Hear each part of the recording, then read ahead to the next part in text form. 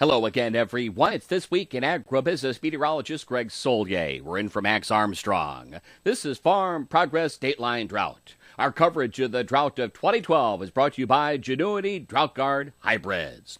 Hopefully, you're enjoying some subtle relief from the intense heat and humidity over the past several weeks. You've got it into play from the Great Lakes region southward of the Ohio. Temperatures more in line to seasonal expectations. Those dew points have come on down.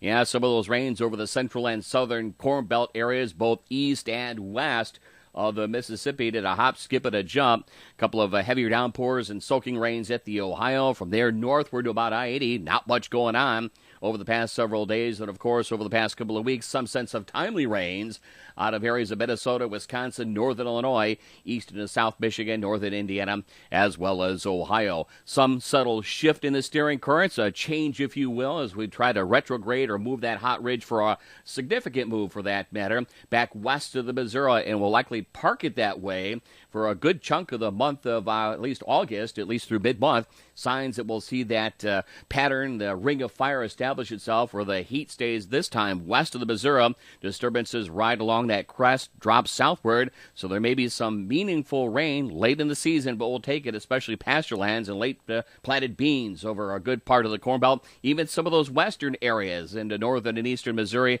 parts of Iowa. Over the next couple of weeks should come up with decent rains and almost penciling in an above average scenario of moisture amounts over the upper Midwestern reaches. So somewhat better weather news down the line here as we get ready to roll the calendar out of July and into August. And for some of those county and state fairs across the Midwest, a far better feel. The heat, though, will be on back west of the Missouri especially. Here it is over the next 8 to 14 days, next couple of weeks for that matter, especially from the Fed's thinking. We see temperatures, and as well as our thinking, more in line to normal or seasonal expectations across much of the Corn Belt areas. The core of the heat banked up west of the Missouri and out across much of the Divide country. This may increase monsoonal moisture again in the southwestern states, and more significantly, with regard to moisture across a good part of the Corn Belt, some optimism extending all the way up into the southern sections of the spring grains of southern Canada and southeastward from there into Minnesota, Wisconsin, parts of Iowa, good chunk of Illinois, Indiana, and Ohio. Here's that kick of moisture as well back into areas of the southwestern United States. So better down the line, not as severe the heat and humidity, and hopefully the return of some timely rains across much of the Midwest. That's a look at weather. Have a great weekend. Don't forget to check us out on This Week in Agribusiness. Here's Bryce Knorr with a look at markets. Thanks, Greg. Futures ended a very volatile week with gains across the board for corn, soybeans, and wheat today, though prices for the week were lower for the first time since the drought rally began. While weather remains the focus of grain traders, futures also received support today from outside markets. Stock prices surged again in the U.S. for what may seem like a perverse reason. The government's first estimate of second quarter gross domestic product came in at a meager 1.5%, down from 2% in the first quarter.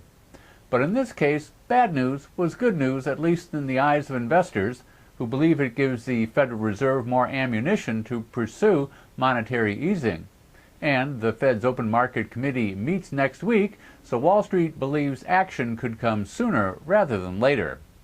There were also hopes that European leaders may be getting their arms around their own debt crisis finally, though consensus and solutions proved elusive in the past.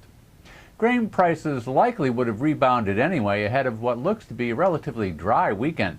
While forecasts continue to call for easing conditions in the northern and eastern Midwest in August, hot temperatures should continue to stress crops over the Central Plains. Midday weather models turned a little drier for Illinois but pushed more rain into Nebraska, where it's also becoming badly needed due to very hot temperatures. Soybeans saw follow-through selling at the start of the overnight trading yesterday, but reversed higher. August finished 28 1/4 higher at 16.84 1/4, and November was up 34 1/4 to 16.01 3/4.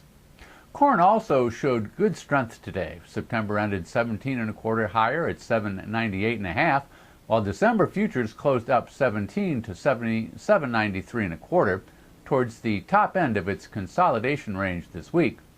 December continues to hold its uptrending channel for the rally off June lows amid more forecasts today for lower production.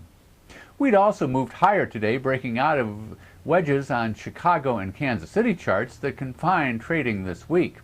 Chicago September was 14 higher at 898, while Kansas City September gained 16 to 906. Minneapolis remained hemmed in on its chart after the crop tour reported good yields in North Dakota and Minnesota. Minneapolis September ended 4.5 higher at 972. Keep up with the drought situation across the country by visiting www.datelinedrought.com.